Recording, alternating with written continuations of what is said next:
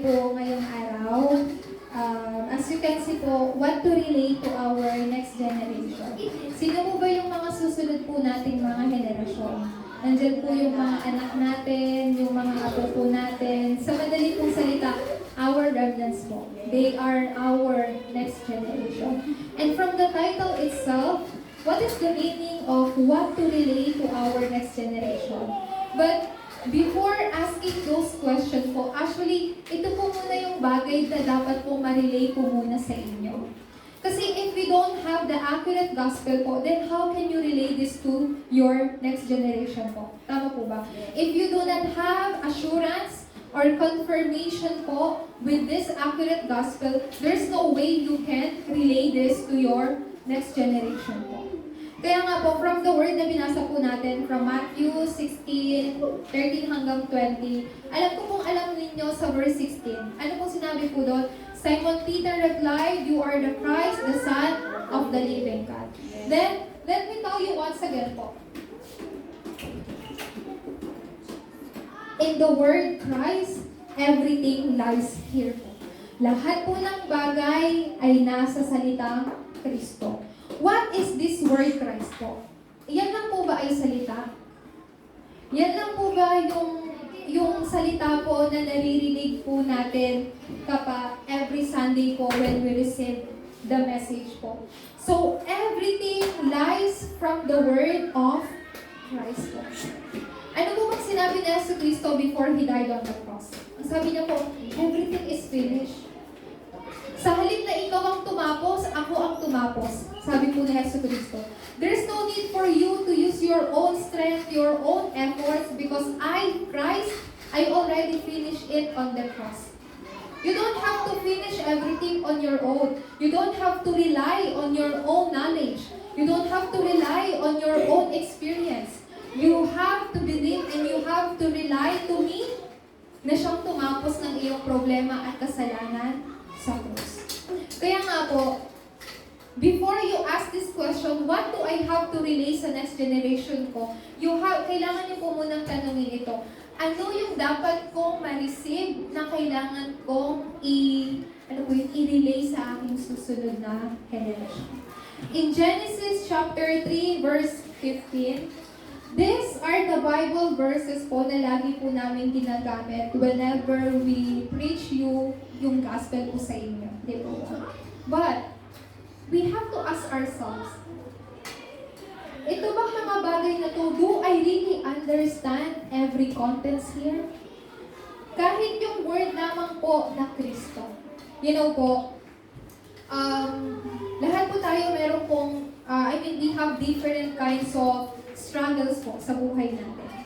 And kahit may iba-iba pong kwento ng struggles po ang buhay po ng tao, pero lahat po yun nag-end up sa lahat ng tao nakakaranas ng problema. Iba't iba nga lang po yung uri ng struggles, pero sa isang salita, lahat ng tao merong problema. But you know po, Christ has ended everything on the cross po. And that is something na yun po yung bagay na kailangan po ninyo, siya po lamang yung dapat na pagdependehan po natin. We have to rely on Christ po. So this word Christ po, nandiyan ang lahat po ng bagay. Christ has finished all your problems. Christ has finished all your worries. You don't have, lahat ng mga uncertainties, futures po natin, yung mga, pag sinabi pong uncertainties, yung mga, walang assurance po regarding our future, Christ has solved everything po regarding that. So in Genesis chapter 3 verse 15, sinabi po dito, ang ipinangako po sa atin, the offspring of woman will crush the head of serpent. Who is the offspring of woman po in Genesis 3:15?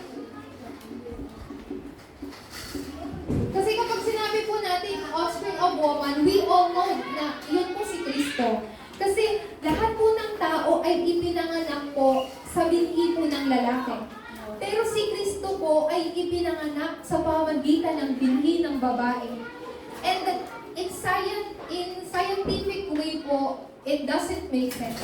Di po ba? Kasi ang tao po, para magkaroon po ng pamilya, pamilya, kailangan po ng binhi ng lalaki at binhi po ng babae. Pero according in Genesis 3:15, the offspring of woman will crush the head of serpent. Sino po itong offspring of woman? Ito po ay si Kristo. And ano yung relasyon ko doon sa offspring of woman na yun? Bakit ko kailangan maintindihan yung binhi ng babae? Ano ba yung meron nito sa akin? Kailangan ko bang maintindihan to? Yes po. Because this offspring of woman is none other than Christ, and Christ has finished all your problems on the cross po. Not just your problems po. Even the smallest problems and smallest situations po sa buhay po ninyo, lahat ay niresolve na po ni Kristo. And this is something you have to relay po sa mga next generation po natin. But, first of all, una po sa lahat, how about ako? Me, myself, and I. Paano ako? Ano yung relasyon ko dito sa offspring of woman na to? Paano ko ma-relate sa aking susunod na henerasyon? You know po, katulad po ng sinabi ko po kanina, since Christ has finished everything on the cross po, paano niyo po yun maibabahagi po or maidi-deliver po sa inyong susunod po na henerasyon? Paano niyo po sasabihin sa next generation ninyo, oy, anak, si Kristo ang binhi ng babae. Winasak niya ang kapangyarihan ni Satanas. Paano niyo po yung maibabahagi at marirelate po sa inyong susunod na henerasyon? Kaya nga po, who is this? Sabi po dito, and he will crush the head of serpent. Sino po yun? Kapangyarihan daw ni Satan po. The power of Satan, every authority po ni Satanas po ay winasak na po ni Kristo. And you are children of God po. In the first place po, when God called you His children po, ibinigay niya po itong pagpapala po sa inyo. Hindi lang po pagpapala, therefore, He also gave you ito pong blessing pati ng authority. Authority po para ma-overcome po lahat ng kapangyarihan po ni Satanas. So, hindi lang po yun. In Exodus chapter 3:18, the moment they offered blood sacrifice po,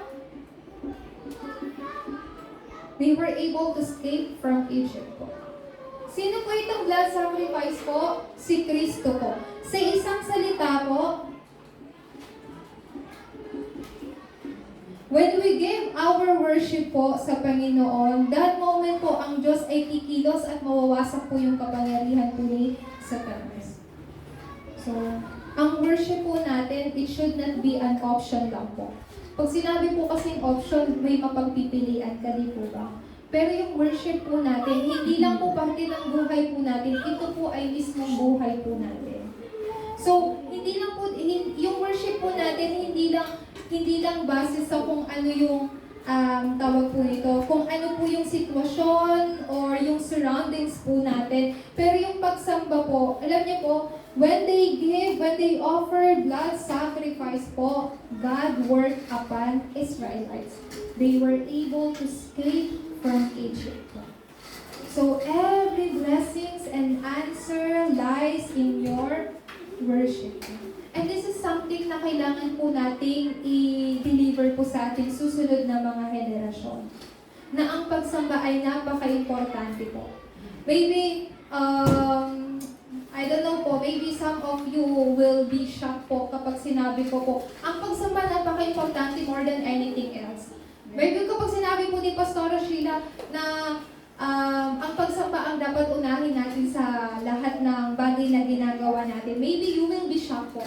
But this is something really true po at ito po ay nasa loob po na dahil ito po ay pagpapala po ng Diyos. Hindi lang po yun, God also promised po yung Emmanuel po. Sinabi ko sa Isaiah 7:14, the virgin will be with child and will call him Emmanuel. Ano po ulit ibig sabihin po ng Emmanuel? God is with us. Ito po yung isa pa pong pangalan po ni Jesus. Nakakasama po natin siya. Kahit saan ako magpunta, ano man yung ginagawa ko, I have the blessing of Emmanuel within me. Kahit may kahirapan ngayon yung sitwasyon sa buhay ko, but still God is with me. There's nothing wrong with that po. So So, ano naman po kung mahina po tayo, di po ba?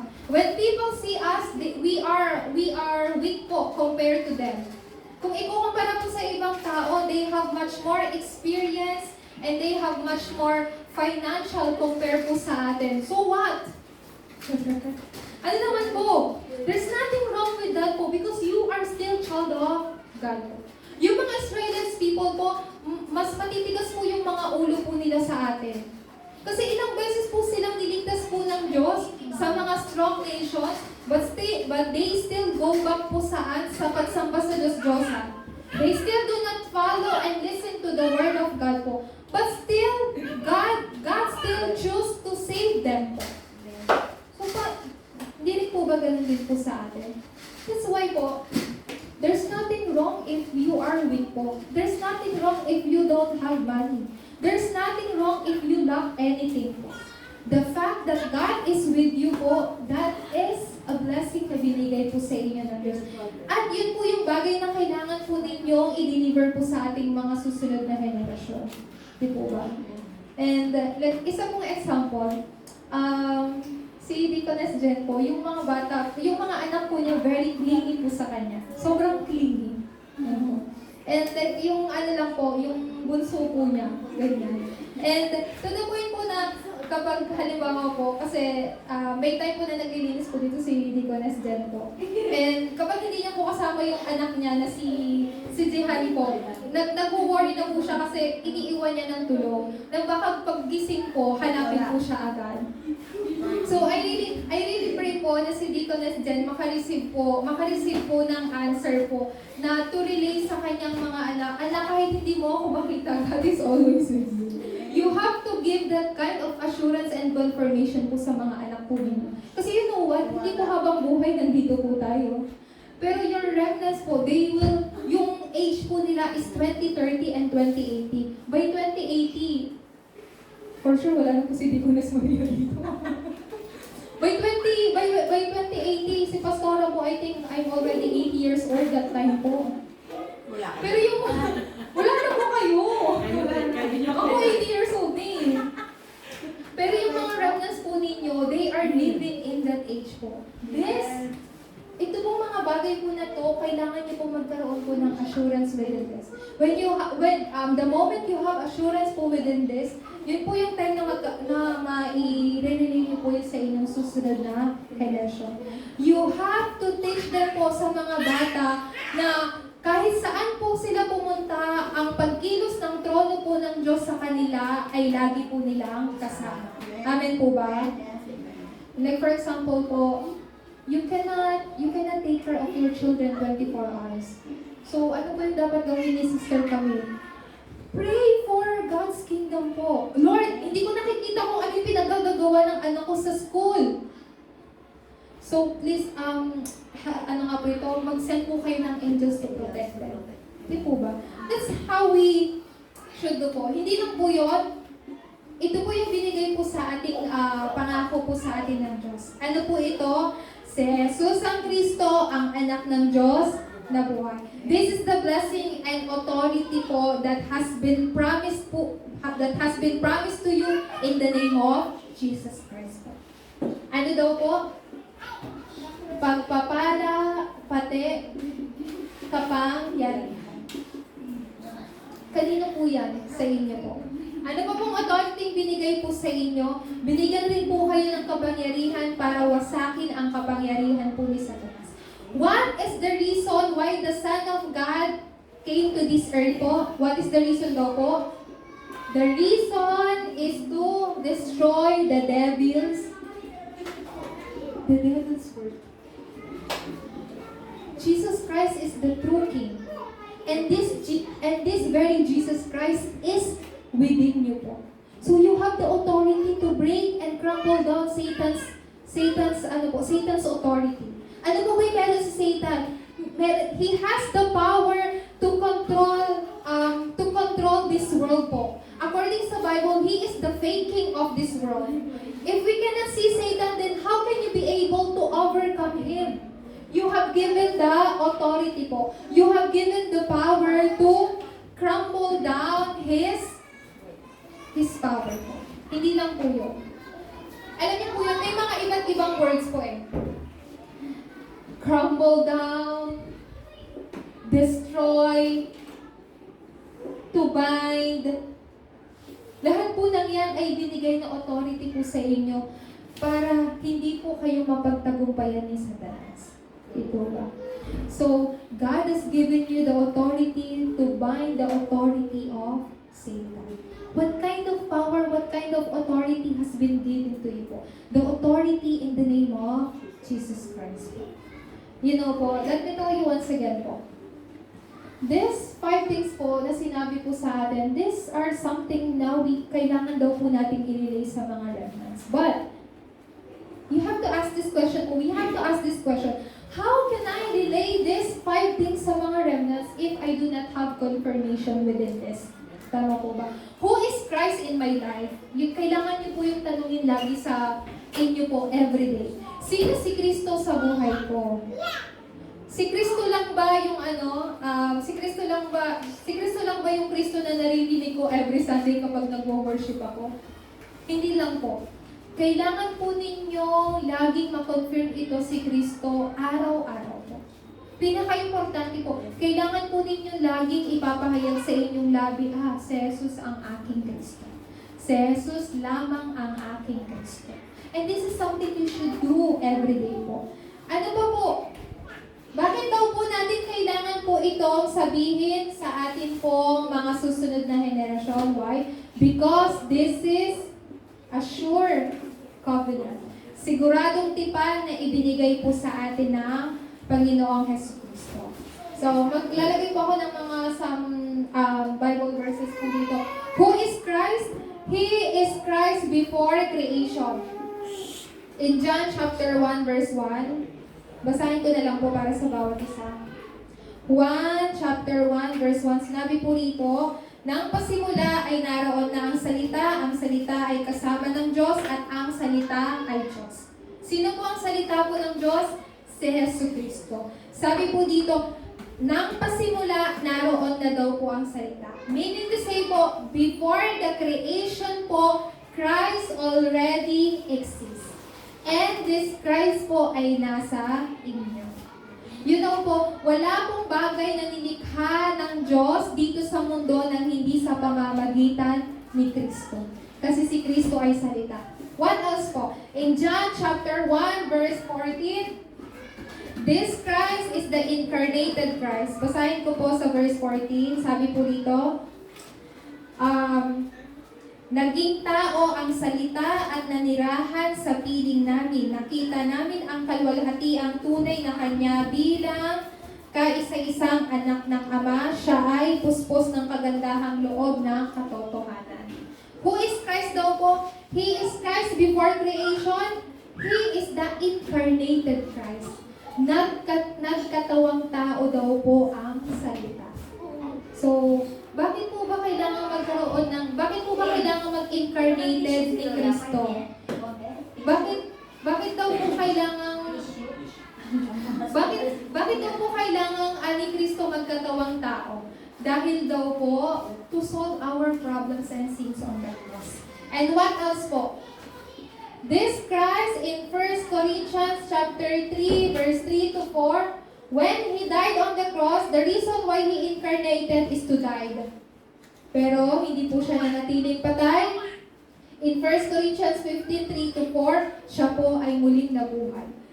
He is the Christ of resurrection po. And in Acts chapter 1 verse 11, when He resurrected from His death po, siya po ay umakyat sa langit. Pero, according in Acts 1:11, He is the Christ He is the Lord of second coming. Nangako po sa Jesucristo, siya ay magbabalik muli. Wala po nakakalam kung kailan, pero He promised that He will come back again po. So, who is the Lord of second coming? Si Jesucristo po. Kaya nga po, when you know this po, kapag nalaman po natin itong sure covenant na tanging si Jesus lamang ang Kristo, you know po, that moment, God will save your field po. ang Diyos ay magliligtas po ng inyong field. What is your field po right now? Your field, you can consider your family po. Your family. Your family is your field po. Yung pamilya po ninyo, yan po yung field na binigay po sa inyo ng Diyos. To save them.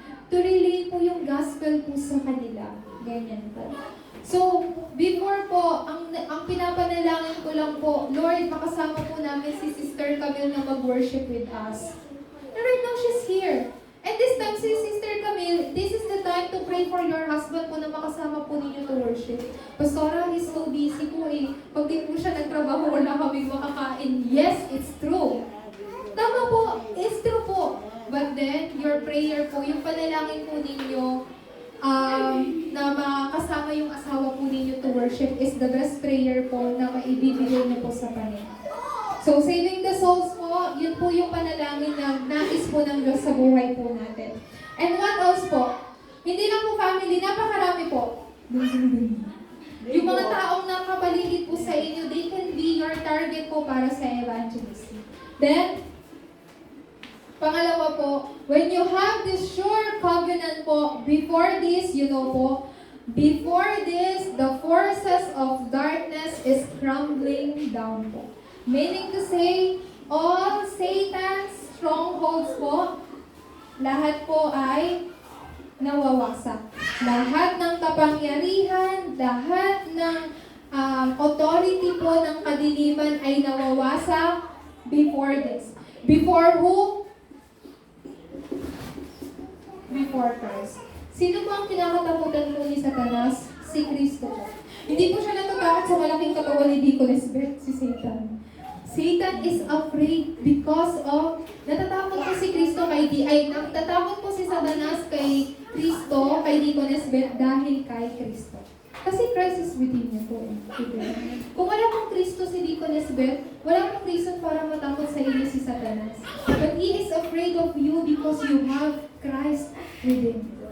Pangatlo po, then ano po yung pagpapala na ipagkakaloob po sa atin ng Diyos? Then that time, what you will enjoy po is the answer of only.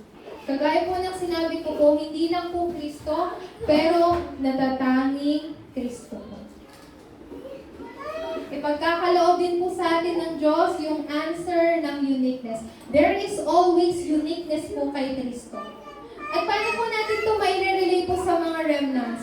They can find their specialty, their uniqueness po kay Kristo.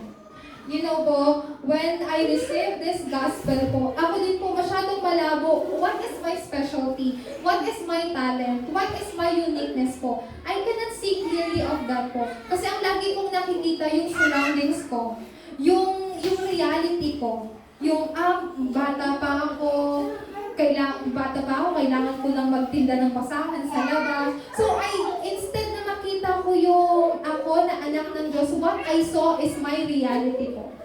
Pero, you know po, when you have the confirmation of this only po, you will find out the uniqueness of our remnants po. All you have to do po is mabuksan yung inyong spiritual na mga mata sa loob po ng pagsamba. Tayo po, sorry to say this po, pero most of us po, yung mga children po, ang isa po sa nagiging cause ng scars po nila ay yung mga adults. Do you agree with me po? Yes po. So, yung mga bata po, tawag po niyan, isa rin po sa responsibility po ng adults po. Bakit may mga bata po napapariwa? Right po? And you have to admit that po. Kasi may mga responsibility, may sobrang laki po ng parte po natin kung yung mga bata ay makaka-receive ng scars o hindi. Therefore po, when we see children po, pag nakikita po natin sila, ay, ang kulit ng batang to, wala na mangyayari, hindi na magbabago yung buhay niyan, ganyan na talaga yan siya. But no po. If that child po, let's just, tingnan po natin yung mga bata na ginamit po ng Diyos sa Bible. Dito ba? Just like Joseph po, they are weak remnants po. Pero God chose them po and God used them po. Dito ba? Kaya po, sa oras po na yon, God will start to do yung work po ng recreation. Pagbabago po. Sino po yung isa sa ginamit po ng Diyos for only uniqueness and recreation? It is Joseph po. Si Joseph po. Joseph held on to the covenant ng only. He was sent as a prisoner. He was sent as a slave, as a prisoner po. Pero Joseph always find yung time po to hold this only po. While holding to this only, Joseph entered into 24 hours prayer and he found his uniqueness. Ano po yung uniqueness ni Joseph? He can interpret dream po. Interpret dream. Sino po si Joseph? That's why, when Joseph found his uniqueness, ano pong nangyari? Joseph was able to turn over the Egypt po. He completely changed yung Egypt. So do not forget this po. Joseph enjoyed only uniqueness and recreation po. God also prepared your life to receive this only po. When you confirm these 5 things po sa buhay ninyo, mairelate po natin ito sa mga remnants, then you will see the answer, the enjoyment of only uniqueness and recreation po. So we have college member dito po si Tim and a senior high school si Jana. Starting from now on, Tim and Jana enter into these 3 answers. Enjoy your only and find out your uniqueness. How can you find your own uniqueness? Lord, please help me to find my own uniqueness. Sa mga adults, anong gagawin po ninyo? Help your remnants to find their own uniqueness. Pangalawa po, we have to let them know what is sure journey. What is our sure journey po? Una po sa lahat, there is something na kailangan po natin gawin po. Sa bawat araw, bawat oras, bawat insidenteng kinakaharap po natin. Everyday po, ano po yung dapat po nating tamasahin po? Kailangan po nating tamasahin po yung 3 concentration po. 3 concentration. What are the example po? Ano po ba yung 3 concentration po natin? Sa umaga, the moment you open your eyes po, manalangin po sa Diyos. So, in the morning po, this is the time to, ano po yan? To confirm God's things po and to gain strength from above. So, you are receiving the strength, you are gaining spiritual strength po sa pamamagitan po ng salita po ng Diyos. Kahit mga 5 minuto lang po, alam po yung mga adults po natin, maaga na po kayo nagigising. Kapag tumatanda po kasi tayo, mas nagiging short po yung tulog po natin. So the moment you open your eyes, manalangin po kayo sa Diyos. What kind of prayer you have to do po? It is a prayer holding to the Word of God po. Ano nga ulit was the topic of our pulpit message last week? That's how you should pray po. Hindi na po kayo mananalangin basta-basta po. Pero when you open your eyes, what did I receive last week? What's the topic of our pulpit message last week? Ano nga yung scripture reading na binasa namin? Just have that kind of thoughts po, you can begin your morning prayer. And how about in the afternoon po, at daytime? You know, at daytime po, there's a lot of things na maaari pong mangyari. Marami pong mga bagay na maaari mag-arise and you can meet a lot of people po. So, every hour po, you have to confirm. It's about confirming po yung fulfillment po ng salita ng Diyos sa buhay po ninyo. So, you turn everything into prayer po. Turn everything saan po? Into prayer. Lahat ng bagay na maririnig, makikita po ninyo, gagawin po ninyo, oras ng panalangin ninyo. At sa gabi naman po, before you sleep po, it's time to rest. Di po ba? It's time to rest po. Sometimes when we are too, ano nga po dyan, when we are too tired, we just want to lay down po and to close our eyes. Kasi yung buong maghapon po, lagi po tayong kumikilos po, no? Pero do not just end your night with that po. So, at least po, bago po kayo matulog, ang kailangan po ninyo pong gawin ay ihanda po ninyo yung sarili po ninyo sa susunod po na araw. Meaning to say po, ihanda po ninyo yung sarili po ninyo sa loob po ng masterpiece po na inihanda ng Diyos po sa inyo. Kaya nga po, these are the 3 concentration po na we have to enjoy po tapos ma-experience po. Kasi these are the methods po na ibinigay ng Diyos. How can we have proper enjoyment po ng Kanya po salita? So, pinaka-importante po sa lahat, you have to do everything in prayer.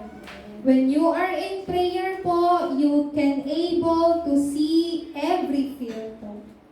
So, the moment you open your eyes po, it is the time to gain strength from above, from God's throne po. At daytime, it is to confirm God's kingdom.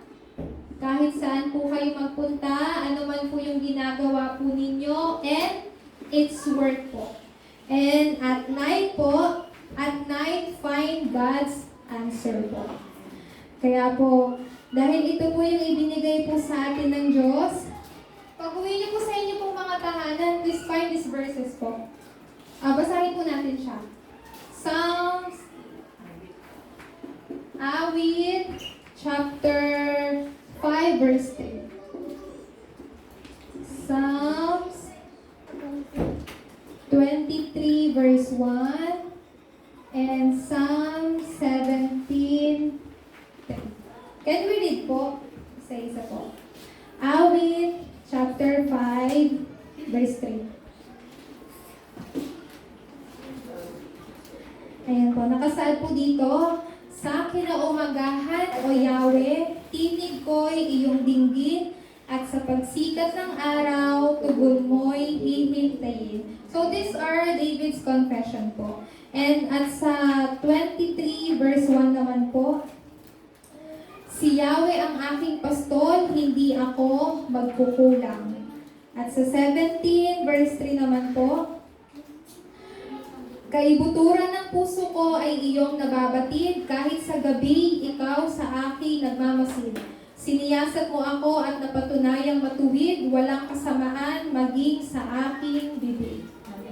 So, these are the confession po ni David po. Sa umaga, sa hapon po, at sa gabi. And I really pray po na yung mga adults po natin really enter into these 3 concentration po. Makita po ninyo yung pagpapala within this. At ano ba po yung dapat po natin ituro po sa kanila? Our remnants, we also have this sure background po.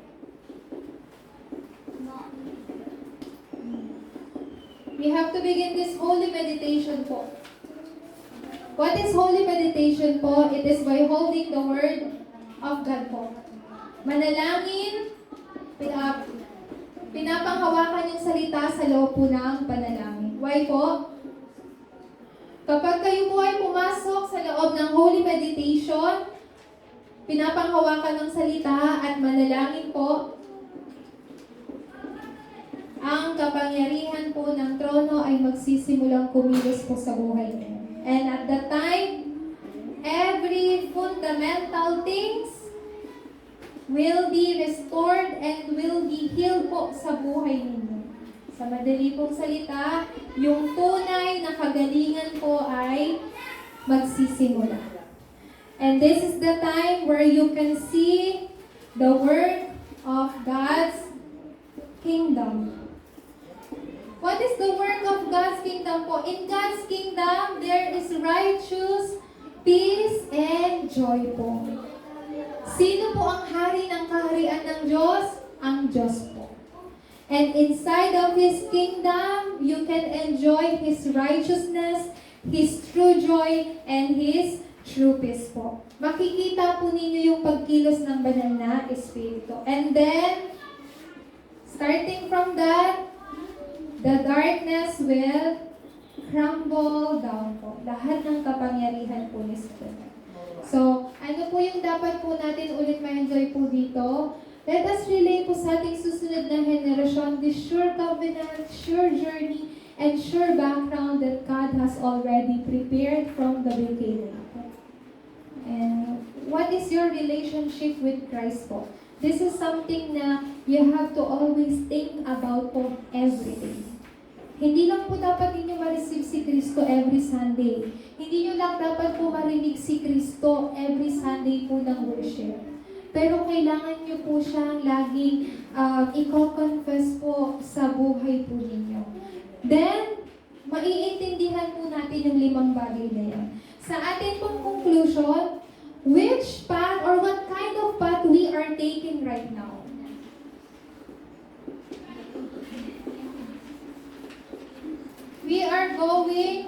We are taking the path of spiritual summit po. Ito pong salita po na to, ginamit po ito, I think year 2017 pa po. Pero this is a short path, a short journey po na tinatahak po natin. At gusto ko pong magbigay po ng ilang mga verses po dito. In Deuteronomy chapter 6, 4 hanggang 5, sinabi po ng Diyos na itatak ninyo ang salita ko o yung aking utos sa inyong mga anak. Ano po yung pinaka-importanting word po dito? Include. Katulad po na sinabi ko po sa inyo kanina, we have also meron din po tayong responsibility po, whether yung mga children, they can receive scars or hindi. Tama po ba? Kasi they are still children po. Kung ano pong ginagawa po ng mga adults po, they 100% follow po. Di po ba? Kaya minsan nag-wonder po tayo, hindi ko naman tinuro sa bata to, pero hindi ko naman tinuro sa anak ko, pero bakit na kaya ginagawa? We wonder about that po, di po ba? Pero it is time to look at ourselves po kung ang mga bagay po na ginagawa po natin, it is according po ba sa kalooban po ng Diyos po. So ano po yung dapat po natin i-imprint po sa mga bata? Hindi lang po sa mga bata, sa atin po. Sa atin po mismo. Hindi lang po salita ng Diyos, pero yung sure covenant na ibinigay po sa atin sa pamamagitan po ni Kristo. You know po, there is nothing that Christ cannot solve po. Wala pong bagay na hindi kayang isolve po ni Kristo.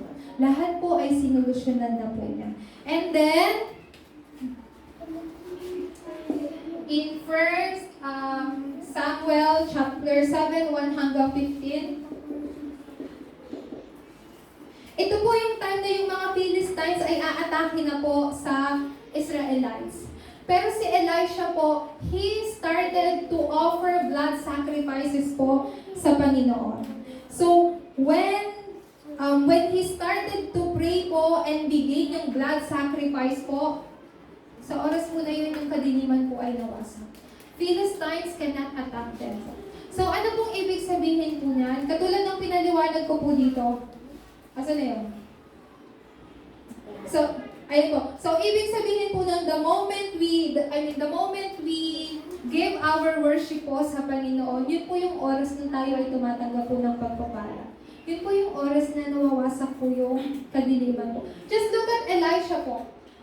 Philistines was about to attack them, pero si Elisha and yung mga Israelites, they continued to pray and offer blood sacrifices po sa Panginoon. What is that? Worship po. So, kahit in the midst of crisis po, even in the midst of crisis, they choose to worship God. Kaya po ang Diyos kumilos po sa kanila. That's why God worked upon them and they saw the amazing work po ng Panginoon. So, ganun din po kayo. Your time of worship po, it is time to confirm yung fulfillment po ng salita ng Diyos. Time of worship, you can see the work of the fulfillment ng salita po ng Diyos. You can see yung darkness po, yung kapangyarihan po ni Satanas are being bound. So, meaning to say po, sa loob po ng pagsamba, makikita po natin yung every answer, every evidence po na ipinagkaloob po ng Diyos. Pangatlo po, I will just give you these three important things po. Pangatlo po, in 1 Kings chapter 6, I think 2 Kings po ito. 2 Kings chapter 6, 8:24. Ikalawang hari po. So, ito po yung time na during this first Samuel po, saan po ginather ni Elisha yung mga Israelites? Sa Mizpah po. Sa Mizpah, dito po nila itinapon lahat ng kanila pong Diyos-Diyosan, yung katigasan ng ulo nila. And they turned back to the Lord po. And dito po sa 2 Kings, sino po ang ginamit rin po ng Diyos po? Si Elijah po. This is where the Dothan movement began po. So ano po ginawa po nila dito sa Dothan movement? So ito po yung time na, ano nga po yan? Na paparating na rin po yung kanila pong mga kaaway. But then, si Elijah po started to pray po. Ang Diyos nagpadala po ng heavenly armies of angel para protektahan po sila. So yung mga kalaban po nila, hindi po umatake po sa kanila na hindi na po nila alam yung daan papunta sa mga Israelita. So what am I talking about here po? The moment you pray sa Panginoon, throne's power will begin to work upon your life po. These are the mysteries po na ibinigay po ng Diyos sa mga tao, sa atin po who are taking the path of spiritual summit. These are the examples of the remnants who are taking their path po going sa spiritual summit. Sino po yung spiritual summit? Children of God po. Pero for us to continuously to take this path po, kailangan meron po tayong confirmation ng salita ng Diyos. Di po ba? God did not just call you maging isang spiritual summit basta-basta. Lahat po ng anak ng Diyos are spiritual summit. There are worldly summits po, di po ba? Like the presidents, ganyan. Pero they don't know this spiritual fact. So you are much better than them po. God already prepared this path po. All we have to do is to confirm this covenant po sa buhay natin so that we can relate this to our remnants. So what is my relationship with Christ?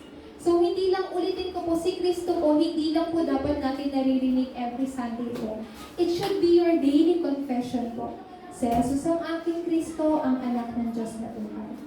So makikita, I really want you to read this, yung whole chapter po ng binigay ko pong verses. And you enter into blessing po ng time of worship at sa loob po ng panalangin. Palakpakan po natin ang Panginoon. Amen. Let us pray po. Dakilang Diyos na makapangyarihan sa lahat, we praise you and we glorify your name. Thank you po for allowing us to understand the things that we have to relate to our next generation. Lord, there are times that we are being deceived by the things that surrounds us. But instead of being deceived, please allow us to open our spiritual eyes to confirm the sure covenant, the sure journey, and sure background that you have given us from the beginning. Maraming salamat po, Panginoon. All praises and glory belongs to you. In the name of Jesus Christ we pray. Amen. Amen. At this time,